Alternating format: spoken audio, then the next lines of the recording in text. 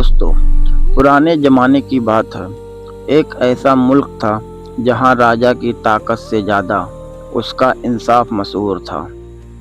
लेकिन उस इंसाफ के पीछे एक शख्स था, उसका वजीर। लोग कहते थे राजा तलवार से हुकूमत करता है मगर वजीर दुआ से। राजा फैजान बहुत बहादुर था लेकिन जल्दी गुस्सा करने वाला। वजीर सलमान खामोश सब्र वाला और हर बात पर बस यही कहता, जो भी होता है अल्लाह की बेहतरी में होता है। राजा को ये बात कभी कभी चुभती थी। एक दिन राजा शिकार पर निकला, वजीर भी साथ था। घने जंगल में राजा का हाथ तलवार से कट गया, खून बहने लगा। राजा दर्द से चीख पड़ा, ये कैसी बेहतरी है। वजीर ने फिर वही कहा, जहाँपनाह, इसमें भी अल्लाह की हिकमत है। राजा को गुस्सा आ गया, अगर यह बेहतरी है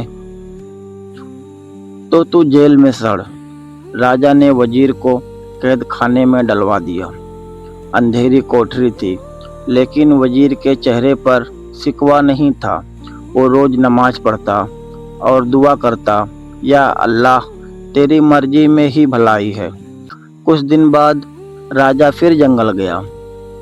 वहाँ जंगली कबीले के लोगों ने राजा को पकड़ लिया।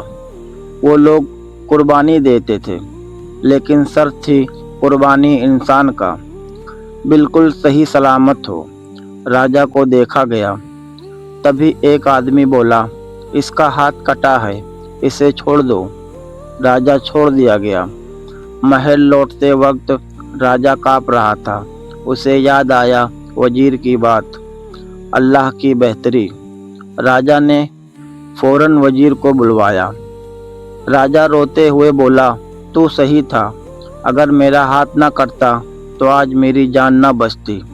फिर पूछा, लेकिन तेरी कैद में कौन सी बेहतरी थी। वजीर मुस्कुराया, जहाँपनाह, अगर मैं आपके साथ होता तो मैं सही सलामत होता, कुर्बानी मैं बनता। राजा सन्न रह गया। आखिरी सबक। राजा ने वजीर को सबसे ऊंचा ओहदा दिया और ऐलान करवाया, जो आज बुरा लगे जरूरी नहीं वो सच में बुरा हो। सीख, अल्लाह की हिकमत इंसान की समझ से बड़ी होती है। सब्र करो, हर बात में भलाई छुपी होती है। दोस्तों, आज हमने ये कहानी सुनी, एक राजा की और उसके वजीर की, जिसने हमें सिखाया कि ज़िंदगी में हर तकलीफ़ सज़ा नहीं होती और हर देर नुकसान नहीं होती। कई बार जिस बात पर हम रोते हैं वही बात कल हमारी जान बचा रही होती है। अगर आज आपकी ज़िंदगी में कुछ गलत हो रहा है, कुछ टूट रहा है, कुछ छिन रहा है, तो मायूस मत होना। शायद आप नहीं जानते लेकिन अल्लाह जानता है, क्योंकि याद रखो, जो भी होता है अल्लाह की बेहतरी में होता है। अगर इस कहानी ने आपके दिल को छुआ हो तो इसे सिर्फ कहानी मत समझना, इसे अपनी ज़िंदगी का सबक बना लेना।